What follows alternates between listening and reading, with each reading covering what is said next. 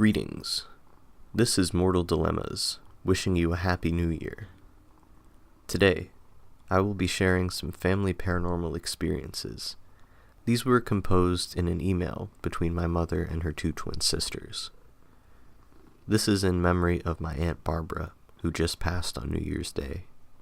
I think she would be happy to know that some of the stories were passed on. I know there are plenty more, and I'm going to work on collecting them. Thank you for listening, and enjoy the stories.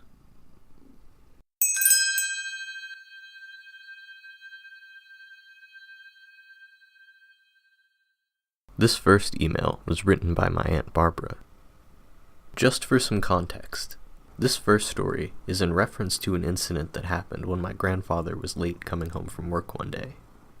My grandmother, in order to entertain the children that were waiting for him, decided to make up a story as to what he was doing. It turned out her prediction was accurate. As far as Mom's story of Dad's route home, I just remember her saying, "Dad's coming home late," since he usually arrived like clockwork. I mainly remember her being specific about taking different surface streets than he ever did. When he arrived home, Mom related this story to him before he related to all of us. He looked totally surprised when he stated, "How did you know?" Mom almost laughed until he had this serious look on his face. I remember Grandma's antique wardrobe experience, like she was telling us a bedtime story. Grandma noticed fingerprints on the mirror of this, new to her, wardrobe and cleaned them off. I believe she heard some soft grumbling type noises at night also. When she woke up, the fingerprints had reappeared. Of course, she and her puppy Bracken were the only two there. I don't remember how many times this happened. Grandma spoke to someone about it, and there was the opinion that there was a male entity attached somehow to this furniture. I remember she said she mustered her courage one night and told whoever this was that she would take good care of the wardrobe, not to worry, and go toward the light to be at peace. I think the next day, there were no fingerprints or activity again. That leads to my dream. After Grandma insisted we sleep in her bed the last night of our visit, and right after she conveyed that story, I dreamed that I had lost a diamond from my engagement ring. When I woke up, I checked that I still had an intact ring. We said our goodbyes to dear Grandma and traveled on to London. After our fun day, we had to stay over at Heathrow a few minutes after they wouldn't allow anyone to board the flight.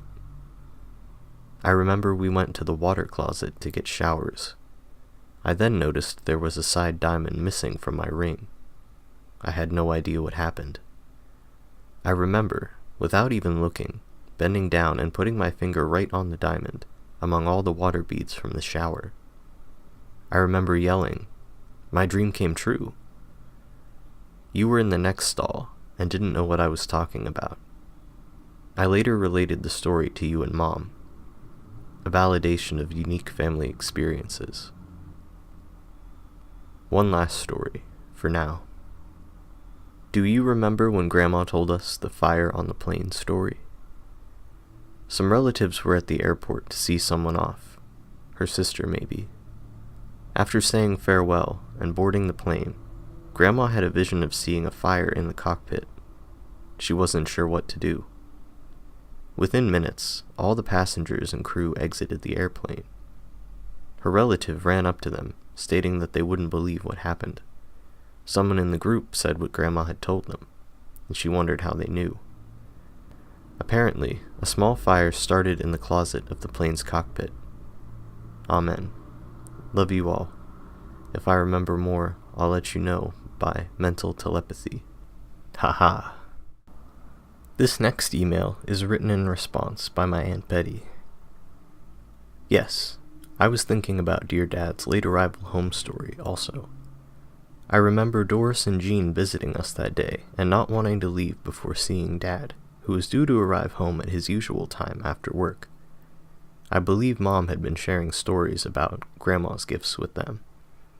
So, when Dad didn't arrive home at the allotted time, they asked if she had the same abilities, and could explain the reason for his delay. That's when Mom focused on Dad, and as you wrote, Barb, described the side streets he was taking instead of his usual route home. I remember Mom saying, oh, and was trying to remember if he had run out of gas or had a flat tire. I recall that when he did arrive home, Doris and Jean told Dad that before he explained the reason he was late, they would tell him what Mom had said, which they did to everyone's surprise when Dad confirmed Mom's explanation to be the case. I was remembering also how when we were little, Mom cut her left hand while washing a glass vase that broke. Later, Mom found out that at that time, Grandma woke up to Mom's wedding photo face down. When she picked it up, there was a darkened reddish-brown mark on Mom's left hand that she tried to wipe off. I don't remember if Grandma was able to get it clean, or if she did and it came back. On that note, I remember Mom saying that from time to time, different framed pictures that Grandma had of us would be face down, and that seemed to be an indication of an incident or illness on our end. I know when Mom and Dad were visiting Grandma, she kept asking about how Frank was. Mom and Dad reassured her that he was fine. When they came home, they found out about his car accident, which totaled his car but left him unscathed.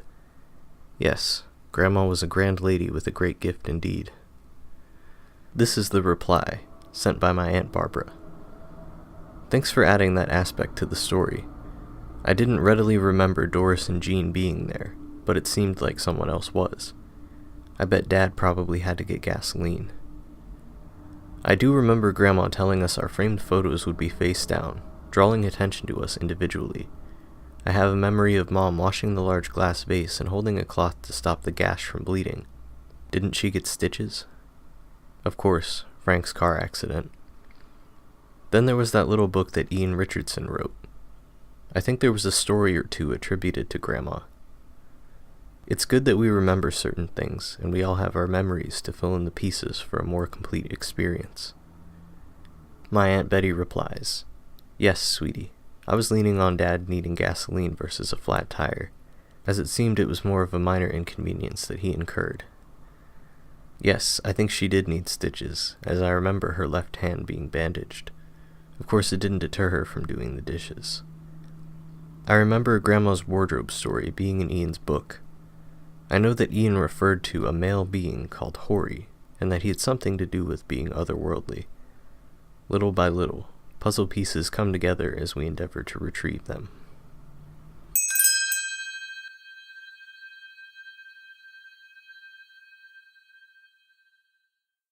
Thanks for listening, and I hope you enjoyed this spooky email correspondence. Also, I realized on New Year's that I hit 100 subscribers.